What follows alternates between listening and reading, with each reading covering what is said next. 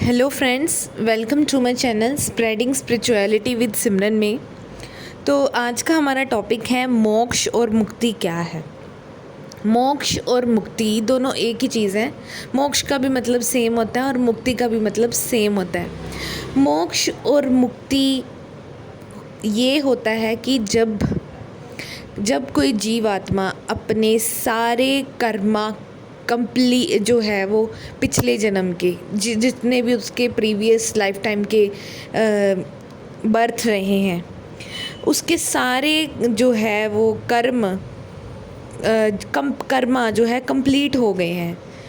जैसे कर्मा कंप्लीट होने का मतलब ये है कि अब उसके मन से इच्छाओं की जो वासना, इच्छाएं मीन्स डिज़ायर्स, वासना, अब उसके मन में कोई भी इच्छा नहीं रही है। मन में इच्छा की 0% रहना इच्छा, अब इसकी कोई भी इच्छा रही नहीं है कि अब मैं लाइफ में ये करूँ, मैं वो करूँ, मैं ये करूँ, मैं ये वो बनूँ। ठीक है, अब वो जीवात्मा खुश है, परमानंद की स्थिति में है। अब उसे कोई फ़र्क नहीं पड़ता कि उसे उसकी लाइफ में सुख मिले या दुख मिले, कोई चीज़ मिले या ना मिले। ये होती है स्टेट, इसे हम कहते हैं मोक्ष। इच्छाओं का पूर्ण होना, इच्छाओं से मुक्त होना। यस, दिस लाइन, ये लाइन है मोक्ष के लिए बेस्ट, कि इच्छाओं से मुक्त होना, यही है असल में मुक्ति। अब इच्छाओं से मुक्त कैसे हुआ जा सकता है? जैसे फॉर एग्ज़ाम्पल देती हूँ कि अगर कोई जीवात्मा, जैसे कोई भी इंसान है, अगर वो ये इच्छा रखता है कि हे भगवान, मैंने इस लाइफ टाइम में ये अचीव करना है, सक्सेसफुल बिजनेसमैन बनना है, या फिर मैंने डॉक्टर बनना है, या इंजीनियर बनना है, या फिर वट जो भी है, अगर उसका, या फिर मैंने अपना खुद का बिजनेस करना, अगर मरते दम तक भी अगर उसकी इच्छा ये नहीं पूरी हुई, तो उसे फिर से जन्म लेना होगा ये कंप्लीट करने के लिए। क्योंकि ऐसा कहा जाता है ग्रंथों में भी, और भगवद गीता में, कुरानों में भी यही कहा जाता है कि जब कोई जीवात्मा मरते समय उसके जो भी इच्छा रह जाती है, वो पूरा करने के लिए उसे फिर से दोबारा जन्म लेना पड़ता है। ऐसा मैं नहीं कह रही, ऐसा हमारे गीता में लिखा है, भगवद गीता में भी लिखा है, और गुरु ग्रंथ साहिब में भी लिखा है, और भी कुरान में तो मुझे पता नहीं, वैसे भगवद गीता और गुरु ग्रंथ साहिब में यही लिखा है। ठीक है, तो ऐसा वो हमारे गुरु ग्रंथ साहिब और भगवद गीता कहते हैं। ठीक है, तो यही है कि अगर कोई बंदा ये कहता है कि मैंने लाइफ में ये करना है, मैंने लाइफ में सक्सेसफुल होना है, अगर वो नहीं हो पाया किसी भी रीज़न से, या फिर उस जीवात्मा की इच्छा रह गई ना अधूरी इस लाइफ टाइम में, तो मरते दम तक भी उसके मन में यही होगा कि अरे यार, मैंने ये अचीव किया ही नहीं। ठीक है, तो उसे फिर से जन्म लेना होगा। अगर मरते समय कोई इंसान पैसों के बारे में सोचता है कि यार, अरे इतना सारा मैंने धन इकट्ठा किया था, अब मैं मर जाऊंगा, इस धन का क्या होगा?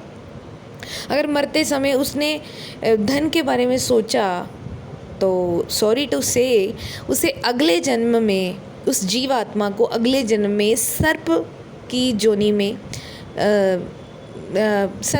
में उसे उसका जन्म होगा, मतलब उसे सांप बनना पड़ेगा।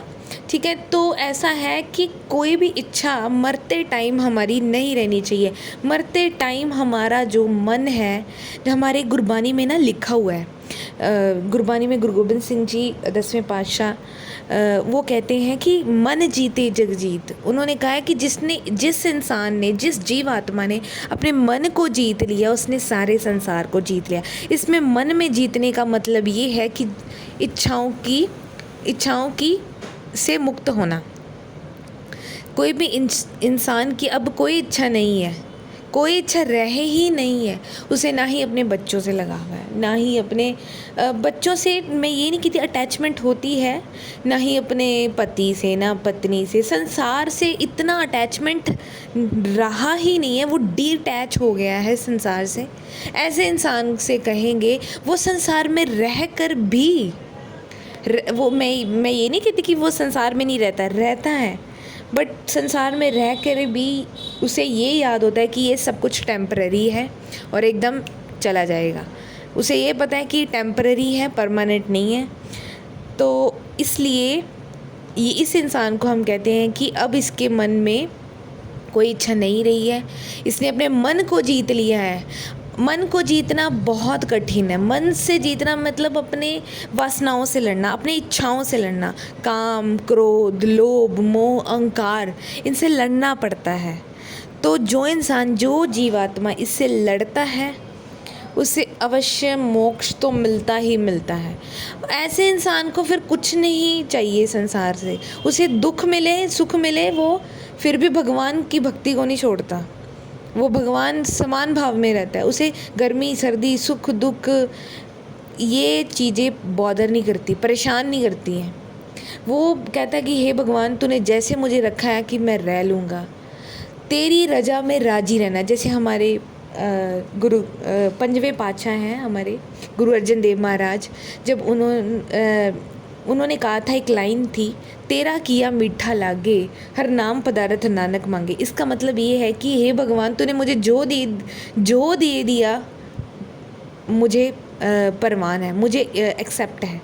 बस मतलब मुझे तूने मेरी लाइफ में जो भी कर रहा है, सुख दे रहा है, दुख दे रहा है, मुझे एक्सेप्ट है, मैं एक्सेप्ट करता हूँ और मैं खुश भी हूँ। ऐसे इंसान को कहेंगे कि ये अब मुक्त है। ये इसने अपने मन को जीत लिया। मतलब मन को जीत लिया मतलब इसने अपनी इच्छाओं की जो है इच्छाओं को जीत लिया। उसने इच्छाओं को नियंत्रित कर लिया, कंट्रोल कर लिया। ऐसे इंसान से कहेंगे कि अपनी इच्छाओं से मुक्त है। और जो अपनी इच्छाओं से मुक्त है वही असल में मोक्ष है, वही मुक्त है इंसान। तो और मोक्ष जो है वो हर इंसान को हर एक लाइफ टाइम में नहीं मिलता है।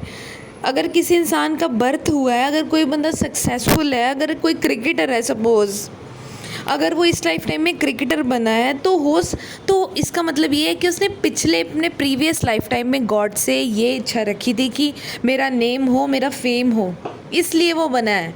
भगवान ने उसे बनाया है क्रिकेटर। उसकी इतनी, मैं ये नहीं कहती कि उस बंदे ने मेहनत नहीं की होगी, बट गॉड ने उसे बनाया है। गॉड ही जो है वो देता है इंसान को। भगवान ही देता है इंसान को।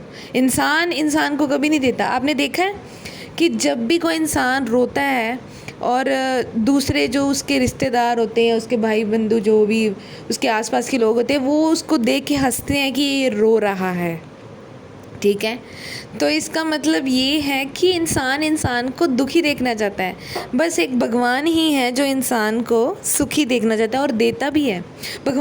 मैंने देखा है कि भगवान ही देता है इंसान को, और इंसान कुछ नहीं देता, बंदा बंदे को कुछ नहीं देता।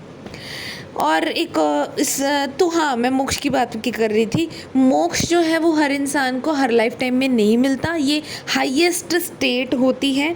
इसमें जो है जीवात्मा खुद उसको परमात्मा मिल जाता है अपने अंदर ही, तो वो अपने आप में ही सेटिस्फाई फील करता है। वो सेल्फ लव करता है, सेल्फ केयर करता है और अपनी सेल्फ रिस्पेक्ट करता है। प्लस वो अपने आसपास के लोग, जैसे अगर उसके आसपास में अगर कोई बंदा गलत भी कर रहा है ना, नेगेटिविटी भी फैला रहा है, अगर कोई बंदा मोक्ष की स्टेट में आ जाए, अगर उसके सामने अगर कोई बंदा बुरा भी करे उसका, फिर भी वो इंसान हंसेगा और कहेगा कि यार चलो कोई बात नहीं, तू मुझे दुखी कर रहा है तो कोई बात नहीं, वो हंस देगा इंसान, उसे माफ़ कर देगा। ऐसे इंसान जो होते हैं वो रियल कह लो कि लेजेंड होते हैं, डायमंड, गोल्ड, जो मर्जी आप बोल सकते हैं, संत। ऐसे इंसान को संत कहते हैं, साधु संत कहते हैं। और कोशिश करो कि आप धीरे, मैं ये नहीं कहती कि इन इच्छाओं से आप सदा ही मतलब अचानक से ही आप इच्छाओं से कंट्रोल करो, नहीं। इच्छाओं को कंट्रोल करना बहुत बहुत डिफ़िकल्ट टास्क है। ये बहुत ही डिफ़िकल्ट टास्क है। पता नहीं हमें कितने जन्म लग जाते हैं अपने इच्छाओं को ही कंट्रोल करने में। तो कोशिश करें कि इस लाइफ टाइम में आप अपनी इच्छाओं को से मुक्त होइए, धीरे धीरे करके इच्छाओं से मुक्त होइए। अपने अंदर जो विकार है, जो काम है, क्रोध, लोभ, मोह, अहंकार के कारण लोग बुरा कर देते हैं, ये कर्मा क्रिएट करता है इंसान को। फिर कर्मा क्रिएट हो जाता है। फिर अगर बैड कर्मा क्रिएट होगा ना, तो फिर से लाइफ टाइम फिर से आपको जन्म लेना पड़ेगा, फिर से दुख झेलना पड़ेगा। तो आप फिर बर्थ और डेथ के साइकिल में फंसे रह जाओगे। ठीक है, तो यही मेरा ये वीडियो बनाने का यही मकसद है कि मोक्ष क्या है बताया जाए, क्योंकि ये बहुत ही इंटरेस्टिंग टॉपिक है। और ये स्टेट अचीव करने के लिए आपको 7 चक्रास पे वर्क करना चाहिए। अपने 7 चक्रास पे डेफिनेटली वर्क करना चाहिए। 7 चक्रास पे अगर कोई काम करता है, मेडिटेशन करता है, मेडिटेशन रियली वर्क्स। मेडिटेशन करने से हमारी इच्छाएं कंट्रोल होती हैं। It really works. मैंने भी किया है। ठीक है, तो बाकी आप भी करिए कोशिश, फिर आप भी परमानंद की स्थिति में एक न एक दिन आ ही जाएंगे। तो यही है हमारा टॉपिक। ठीक है, थैंक यू दोस्तों, धन्यवाद।